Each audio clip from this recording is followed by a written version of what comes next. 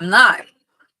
Well, I hope you can actually see me and that it's light enough in here today because it's going to be hot. So I have kind of my curtains down a little bit and I have my generator on. So that may be something that you hear. And also, there's a lot of traffic around me today because I'm in town. Ooh. So anyway, forgive me if that is happening. If you don't know who I am, my name is Pam and I live in a van.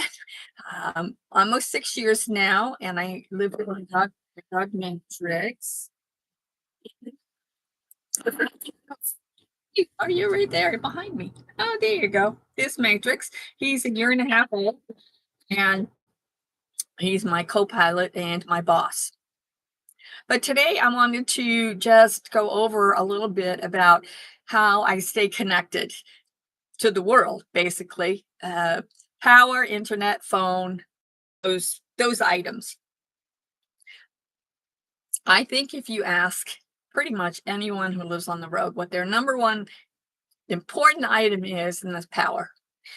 Without power, we can't even turn on a light. And when you live in a small space here, you don't have a whole lot of options on how you can get power because it takes up room. I have for power several things. I have a generator that charges my batteries and an inverter charger to go with that.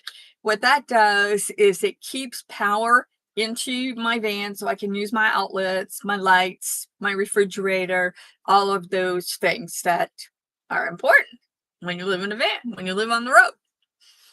The battery that I have is a 300 amp lithium battery. That's a good sized battery and it works well for us.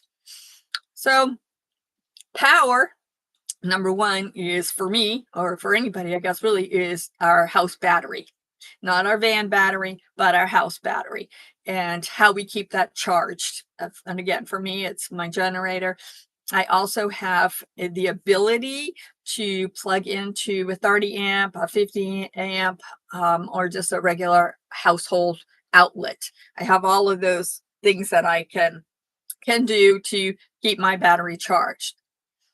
But of course, I'm not always near any place that I can plug in because I prefer to stay out in the woods or out in the desert. We're boondockers. We're not city folk.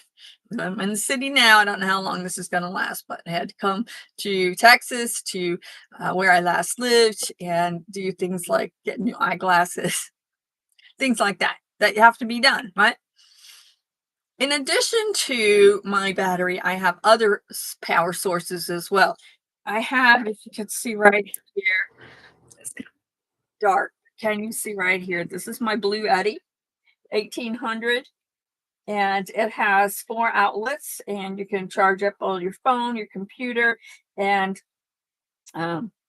you can charge it by plugging it into a 12 volt, like your cigarette lighter. I do when I'm driving. I plug it in right there. And it also, you can plug in with an electric. So quite often what I do is I charge it when I am driving or when I have my generator running, because it takes too much power to charge it without the generator running. So I do that. So I have my Blue Eddy. I also have various power packs that I carry with me, and I keep them charged at all times to charge my phone, my phones, my iPad, computer, and so I have that one. I also have just a little one that I can put in my pocket to keep my phones charged. So I have that one. I have a lot of power because for me, power is number one.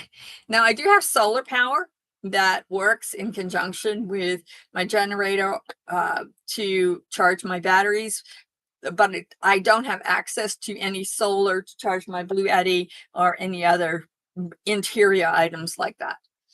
So, power. Gotta have power to do anything else. So the other thing is phones. So, the power, you need power to charge up your phones. No question. I have 2 phones. I most people don't have two phones. Why do I have two phones? I don't know. A backup, I guess. I want to always be able to. I always want to be able to get a phone call out or a text if I need to. So I have two phones. So whatever. I always had to have the latest iPhone, but I don't have it now. But I do still have two iPhones. Anyway, you need to keep those charged. So you have to have power for that.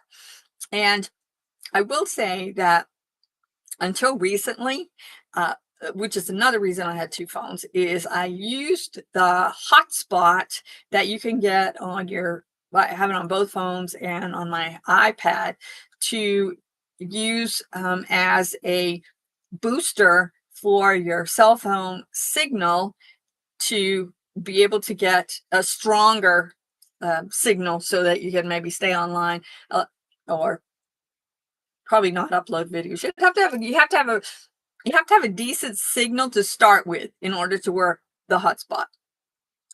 I also have had a Netgear hotspot, external hotspot, which is also a booster. Both of these, you have to have some kind of a signal in order to hook on to anything. You have to have a signal to boost in order for it to work at all. So I had the Netgear, and it worked pretty good, but it wasn't perfect. Because I have to have some kind of a signal to start with. And a lot of the places that we like to stay are out in the desert or out in the woods, and there may not be a signal. Consequently, if there's no signal, I don't stay. That has always been my rule. I need to be able to make a phone call in case of an emergency. So the Netgear, although it worked well for what it did, got traded in for a Starlink. Now, I tell you what, I have the Starlink. I'm in a parking lot right now, going live in town, and I have three bars of 5G, and it could have enough strength to do that for me to go live, hooking, my phone up to my computer, but probably it will glitch.